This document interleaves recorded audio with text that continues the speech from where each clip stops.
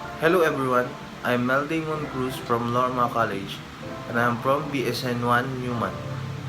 And for today's activity, we will examine the internal and the external structure of a pig's kidneys and identify the pathway of the blood through the kidneys and the urine formation and the pathway of the urine through the kidneys to the ureter down to the urinary bladder.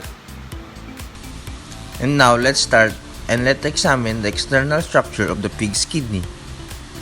First is the perirenal fat capsule. This is the adipose capsule of kidney or perinephric fat or perirenal fat. It's a structure between the renal fascia and the renal capsule.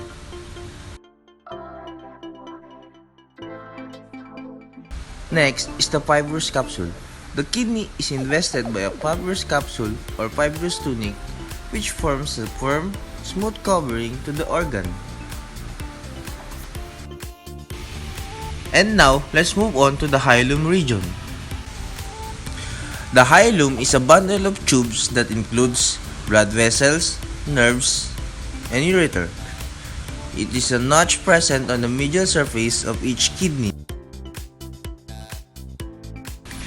Next is the ureter. Its main function is for the passageway of the urine from the kidney to the urinary bladder. The next is the renal artery. It supplies the kidney with oxygenated blood and simultaneously delivers the blood to be filtered by eliminating metabolic waste and excess water and absorbing minerals and nutrients. And lastly, the renal vein. It receives blood only from the right kidney, whereas the left renal vein receives the left adrenal and gonadal veins in addition to the vein coming from the kidney. And now, before we see the internal structure of the kidney, we must make an incision to further examine the inside of it.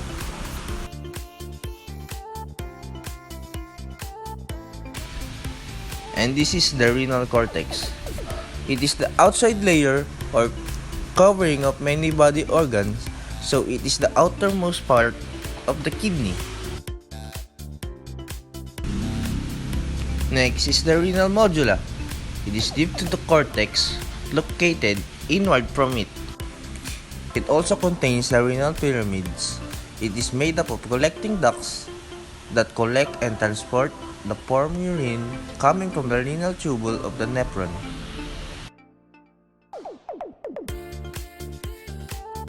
The renal pyramid is separated by the renal columns.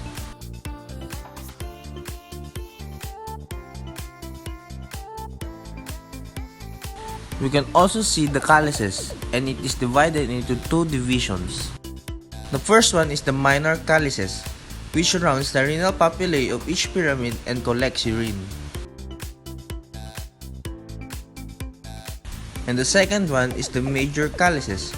It is where the urine passes before going to the renal pelvis.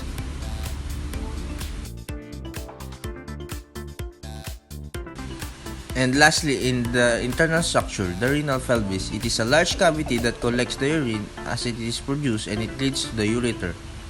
And now, let's discuss the pathway of blood through the kidneys. Unfiltered blood enters the kidney through the renal artery. And then it will pass through the segmental artery and it will move along the spaces of the pyramid, also known as the renal columns. These blood vessels is also known as the interlobar arteries. After it will split off to the top of the base of the renal pyramids known as the arcuate arteries. And it will reach the renal cortex as interlobular arteries or the cortical radial arteries. The blood is supplied to the glomerulus via the afferent arteriole. Once the waste or filtered blood exits through the afferent arterioles, and it will diverge to the peritubial capillaries, which blood supplies to the proximal and distal tubules and collecting ducts into the vasa recta, which supplies blood to the loop of Henle, and it will converge to the cortical radiate veins. These serve multiple nephrons. And it will pass through again to the cortical radiate veins This leads blood back to the renal columns and the interlobar veins, which then go to the renal vein that is in the hilum region before sending the unfiltered blood to the inferior vena cava of the heart. And now let's move on to the pathway of filtration. We have three formations of the urine.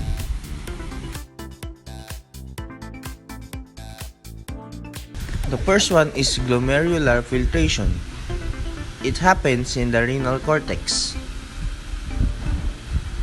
The glomerular function ensures that essential plasma proteins are retained in blood and the filtrate is passed on as urine. It happens to the renal cortex. The second one is the tubular reabsorption. It also happens in the renal cortex. It occurs when the kidneys reabsorb useful substances such as glucose, amino acids, and electrolytes from the filtrate back into the bloodstream. It also happens in the renal cortex. And lastly, the tubular secretion. It is the transfer of materials from peritubular capillaries to the renal tubular lumen. It is the opposite process of the reabsorption.